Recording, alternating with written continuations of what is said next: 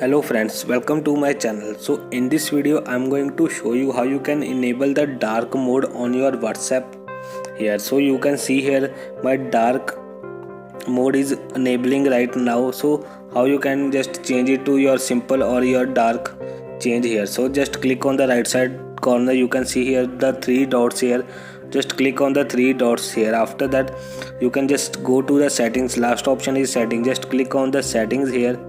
So you can see lots of options are appearing here. So just click on the chats here. You can see the chats option, second option chat, and then you can see in display the dark mode.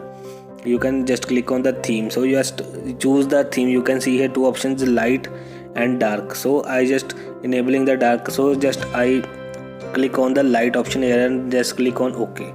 So you can see here the by simple WhatsApp theme is just now enabling. So if you want to change it to light, you can click here. If you want to change into dark, then you can just click on the dark and click OK here.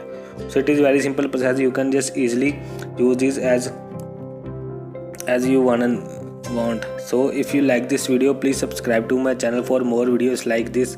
See you again in next